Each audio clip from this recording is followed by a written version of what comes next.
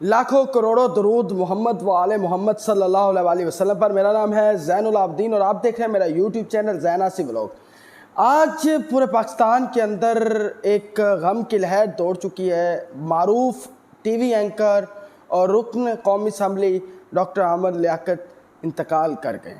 उनकी मौत आज दोपहर के वक्त उनकी मौत की खबर जो है वो टीवी चैनल्स पर आती है, जिसके बाद एक गम की लहर जो है उनके चाहने वालों में जो है वो बहुत ज़्यादा वो दुखी हो गए, रो पड़े कि डॉक्टर अहमद लियाकत इस दुनिया में नहीं रहे। ये ख़बर जो थी ये आग की तरह फैली पूरे पाकिस्तान के अंदर और अब उनकी जो मौत है वो एक मौमा बन चुकी है कि उनकी मौत आखिर कैसे हुई, क्या वजह सामने थी। ये तो हमें मालूम है कि चंद अरसे से वो डिप्रेशन का शिकार थे और ये डिप्रेशन लोगों की जानिब से था जो उन पे बेइंतहा तनकीद की जा रही थी। उनकी वीडियोस के ऊपर जो वो वीडियोस थी जो साबिका अहलिया उनकी दानिया शाह जो लोधरा की रहने वाली थी, उनके साथ उन्होंने आखिरी जो अपनी तीसरी और आखिरी शादी की उस लड़की के साथ की, उसने छोड़ दिया, तनसीखे निकाह का दावा किया और जो है इसके बाद ये मामला बढ़ता चला गया और डॉक्टर अहमद लियाकत पर दिन ब दिन तनकीद भी बढ़ती चली गई। डॉक्टर अहमद लियाकत ने अपनी जो आखिरी वीडियो बयान है जो कुछ अर्सा पहले जो रिकॉर्ड करवाया था उसमें उन्होंने फवाद चौधरी साहब का भी नाम लिया। उसके अलावा और बहुत सारे इंकशाफात भी किए। वो जो वीडियो बयान है वो आप मेरे चैनल पे जाएंगे तो इससे जो पहले वाली वीडियो है वो वीडियो बयान वाली है, वो आप लाजमी सुनिएगा, डॉक्टर अहमद लियाकत का आखिरी वीडियो पैगाम। उसके बाद आज डॉक्टर अहमद लियाकत साहब की जब मौत होती है तो उनकी वसीयत भी सामने आ जाती है। जो एक महीना पहले उन्होंने रमज़ान छिपा जो छिपा फाउंडेशन के ओनर हैं, फाउंडर हैं, वो उनको बता देते हैं कि उनको एक महीना पहले ही पता चल चुका था कि वो अब इस दुनिया में नहीं रहेंगे और इंतकाल कर जाएंगे। उन्होंने अपनी वसीयत दे दी। एक तो सवाल ये है। दूसरा, उनके दो मुलाजमीन जिन्होंने उनकी जो तबीयत ख़राब हुई, हालांकि डॉक्टर्स के मुताबिक वहाँ जो जब जिन डॉक्टर्स ने सबसे पहले डॉक्टर अहमद लियाकत को रिसीव किया और देखा, उनमें से एक डॉक्टर्स जो हैं वो अभी भी उन्होंने ट्वीट भी किया है कि मुझसे डॉक्टर अहमद लियाकत के जो वर्सान हैं वो मुझसे रब्ता करें, मैं बहुत सारे इंकशाफात करना चाहती हूँ। अब इसमें इंकशाफात क्या है, पोस्टमार्टम जो है वो अभी तक रुका हुआ, इन्हें मुर्दा खाने में शिफ्ट किया गया। अभी जनाब हॉस्पिटल में इनकी एक बेटी है और दो ही मुलाजमीन के मुताबिक इनके वर्सान में सिर्फ दो लोग हैं। एक बेटा है जो लंदन में इंग्लैंड में अपनी तालीम हासिल कर रही है, वहाँ रहता है, और दूसरा उनकी बेटी दुआ है जिसे इन्फॉर्म कर दिया है और वो पहुँच गई है। अब ये दो लोग ही हैं और इनकी कफालत का सारा जिम्मा भी डॉक्टर अहमद लियाकत साहब ने खुद ही उठाया हुआ था।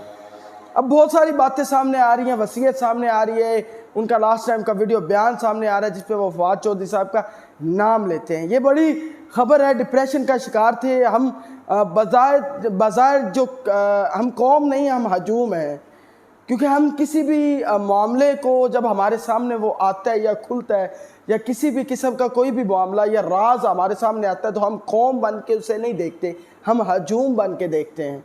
हम तमाशाई बनते हैं, जो एक हजूम एक तमाशाई की सूरत में होता है, हम वो बनते हैं, हमने कभी कौम नहीं बने।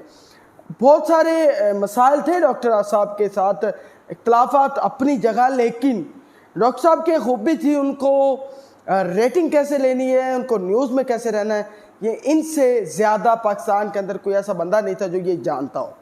डॉक्टर अहमद लियाकत साहब के बारे में अगर कहूँ, उनके इल्म के बारे में उन्होंने बहुत ज़्यादा स्टडी भी की और हर हवाले से हरफन मौला भी कहना मुनासिब होगा उनके बारे में, क्योंकि वो ऐसी तबीयत के मालिक थे माशाल्लाह, हर हवाले से उनको पता था किस तरह। लेकिन इस बार वो मुकम्मल टूट चुके थे। उनकी मौत की क्या वजह थी? जो मुलाजमीन थे, दो मुलाजमीन जो अरसा दराज के उनके साथ रह रहे थे, एक तो जावेद और दूसरे मुमताज़। जावेद उनके ड्राइवर और मुमताज़ जो है वो उनके मुलाजिम है। दोनों का जो बयान है वो भी तजाद, आपस में मुतजाद है। आप देखें कि एक कह रहा है कि वो सोफे पे लेटे हुए थे, एक कह रहा था कमरे में चले गए। अब सीन ये है कि दोनों भाग के आते हैं। उन्होंने कहा जी जनरेटर एक हफ़्ता पहले हमने लिया था, उस जनरेटर भी अभी नया नया था, वो धुआं काफ़ी कर रहा था, नया जनरेटर धुआं कर रहा था, उसकी वजह से लेकिन यहाँ एक बात जो मैं आपको बताना चाहता हूँ अपने नाजरीन को, कि बिल्कुल हार्ट के पेशेंट तो वो थे, उनको दिल की तकलीफ कुछ अरसे से थी, क्योंकि उनके ऊपर जो एलिगेशन लग चुके थे, वो पाकिस्तान छोड़ने की बातें कर रहे थे, वो रो रहे थे, डिप्रेशन में चले गए थे, वो उनका निकलना मुहाल हो चुका था।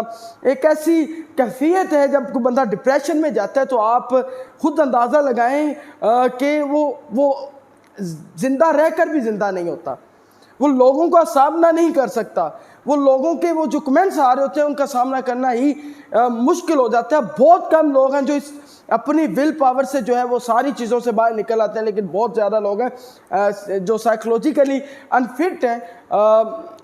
अनफिट होने का आप देखेंगे अनफिट होने की वजह से वो नहीं निकल सकते इस तरह के एंजाइटी प्रॉब्लम से। ये एक साइकोलॉजिस्ट ही हमें बता सकता है कि ये क्या कैफियत होती है जो एक इंसान के ऊपर है।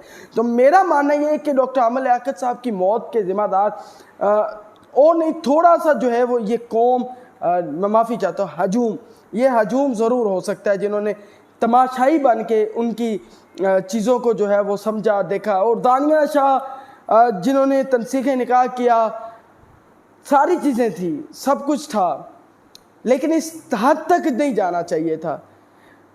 कॉन्फिडेंशियल चीज़ें होती हैं, हस्बैंड वाइफ की जो आपस की ज़िंदगी होती है वो बड़ी कॉन्फिडेंशियल होती है। मियाँ बीवी की ज़िंदगी, उसमें कुछ छुपा नहीं होता।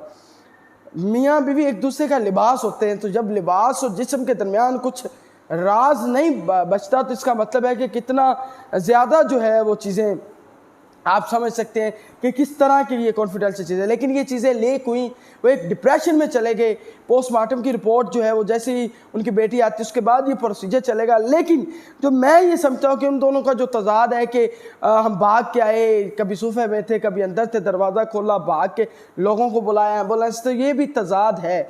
लेकिन सारों के मामले में के बावजूद लेकिन हमें ये मानना पड़ेगा कि वो एक डिप्रेशन में मौजूद थे और ये डिप्रेशन की वजह से उनकी मौत हुई है, और इस मौत के ज़िम्मेदार ये हजूम भी है। तो ये थी मेरी आज की वीडियो। मैं यहाँ शुक्रिया अदा नहीं कहूँगा क्योंकि मुझे बड़ा दुख है डॉक्टर आमल लियाकत साहब की मौत का। तो अल्लाह हाफिज़।